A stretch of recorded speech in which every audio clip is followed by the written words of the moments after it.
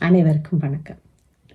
இன்று நான் பேசப்போற ஒரு நடிகர் இன்று எங்களுடன் இல்லை, ஆனால் என்றும் அவர் திரைப்படத்தில் நிலையாக நிற்பார். இருந்தபோதும் அவர் நடித்த பாத்திரங்களில் முக்காவாசி பாத்திரங்கள் வில்லனாகவே நடித்திருக்கிறார். இன்றும் அவரை நினைத்தால் என் போன்ற வயதுக்காரர்கள் எல்லாம் 70, 80, 90களில் பிறந்தவர்கள் எல்லாம் பயப்படுவார்கள். அப்படியான தோற்றம் கொண்டவர்தான் அவர். அவருடைய கண்கள் குறுகிய கண்கள், ஆனால் அந்த குறுகிய கண்களால் அவர் பார்க்கும் பொழுது, அந்த விழிகளால் அவர் பார்க்கும் பொழுது எங்களுக்கு பயத்தை உருவாக்கிவிடும். அவர் சிரித்தாலே நாங்கள் பயத்தில் விழுந்து விடுவோம் சிறு வயதில். அவர்தான் அசோகன். அசோகனை பற்றி அவர்கள் சில சுவாரஸ்யமான விடயங்கள் எல்லாம் கூறியிருக்கிறார். அவை எவை என்று பார்ப்போம் வாருங்கள். அவர்கள் அசோகன் அவர்களை பற்றி கூறும் பொழுது, திரைப்படத்தில் தான் அவர் வில்லனாக நடித்திருக்கிறார், ஆனால் நேரில் நிஜ வாழ்க்கையில் அவர் ஒரு அற்புதமான மனிதராக, நல்ல பண்புள்ளவராக, பிறருக்கு என்றும் உதவி செய்யும் மனப்பான்மை கொண்டவராக வாழ்ந்திருக்கிறார். இப்படித்தான் தற்காலத்திலும் வில்லனாக நடிக்கும் அற்புதமான மனிதர்கள் எல்லாம் நிஜ வாழ்க்கையில் சிறந்த மனிதர்களாக வாழ்ந்து கொண்டிருப்பதை கண்கூடாக பார்க்கக்கூடியதாக இருக்கிறது. தென்னிந்திய நடிகர்களாக இருக்கட்டும், பாலிவுட் நடிகர்களாக இருக்கட்டும், அதில் வில்லன் பாத்திரத்தில் நடிப்பவர்கள் மட்டுமே ஏனோ நிஜ வாழ்க்கையில் ஹீரோவாக வாழ்ந்து கொண்டிருக்கிறார்கள் என்பதுதான் உண்மை.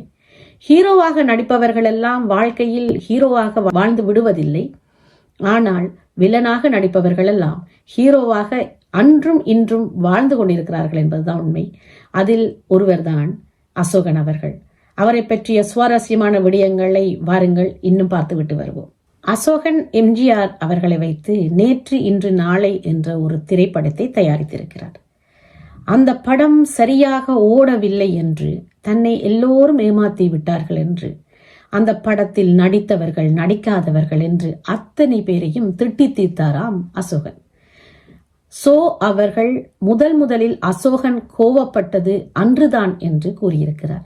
எப்பொழுதுமே கலகலப்பான, பணிவான, அன்பான மனிதராக வாழ்ந்து கொண்டிருந்த அசோகன் தன்னுடைய தோல்வி தாங்க முடியாமல் தன்னை எல்லோரும் ஏமாற்றி விட்டார்கள் என்று நினைத்து எம்ஜிஆரை கூட திட்டி தீர்த்தாராம்.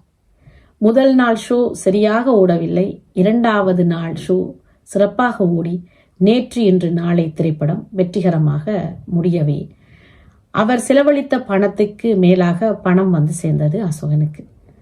உடனே அசோகன் கூறிய விடயம், எம்ஜிஆரால் நான் பிழைத்தேன் என்று எம்ஜிஆருக்கு நன்றி தெரிவித்தாராம். இதிலிருந்து அவர் ஒரு குழந்தைத்தனமான மனிதராக வாழ்ந்திருக்கிறார் என்பது புரிகிறது. குழந்தையால் தான் தன் உணர்வை உடனுக்குடன் வெளிப்படுத்த முடியும்.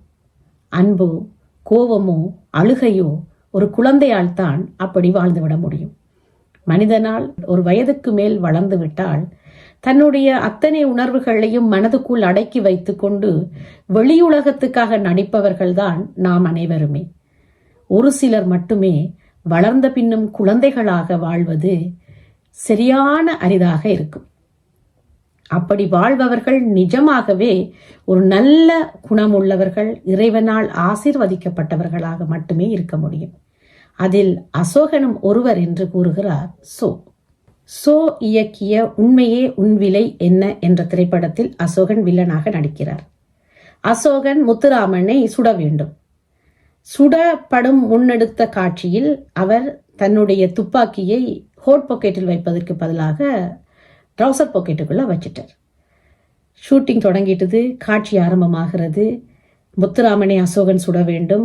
ஹோட் பாக்கெட்டில் துப்பாக்கி இல்லை, பேன் பாக்கெட்டில் துப்பாக்கி எடுக்கும் பொழுது தவறுதலாக துப்பாக்கி சுடுபட்டு விட்டது. குண்டு அசோகனின் உடலிலேயே பாய்ந்து விட்டது. நல்ல வேளை அது ஒரு போலி குண்டு என்பதால் வெறும் காயத்தோடு தப்பிவிட்டார். அந்த ஷூட்டிங் ஸ்பாட்டில் இருந்த அத்தனை பேரும் என்ன சத்தம், என்ன ஆயிட்டுது என்று ஓடோடி சென்று பார்த்த பொழுது அசோகன் வலி தாங்க முடியாமல் இருந்த போதும் நல்ல வேளை அந்த குண்டு குறி தப்பி விட்டது. இல்லை என்றால் அசோகன் இறக்கும் பொழுது அசிங்கமாக இறந்திருந்தார் என்று தகவல் வெளியாகி இருக்கும் என்று சொல்லி தன்னுடைய வலியையும் மீறி அதை ஒரு நகைச்சுவையாக எடுத்துக்கொண்டாராம் அசோகன். அப்படியான பலதரப்பட்ட சுவாரஸ்யமான குணம் கொண்டவர் தான் அசோகன் என்று குறிப்பிடுகிறார். ஒரு குணச்சித்திர நடிகனாக மட்டுமல்லாமல் 2 திரைப்பட பாடல்களையும் பாடியிருக்கிறார் அசோகன் என்று குறிப்பிட்டிருக்கிறார். அத்தோடு எம்ஜிஆர், சிவாஜி என்று இருவரோடும் இணைந்து பல படங்களை நடித்திருக்கிறார். ஓரிரு படங்கள் குணச்சித்திர நடிகராக மட்டுமே நடித்திருக்கிறார். இப்படியான சிறப்பான குணம் கொண்ட அசோகனை உங்கள் யாருக்காவது பிடித்தால் கமெண்ட்ஸ் பண்ணுங்கள். அதுவரை உங்களிடமிருந்து விடைபெறுவது உங்கள் பிரியாளவர். நன்றி, வணக்கம்.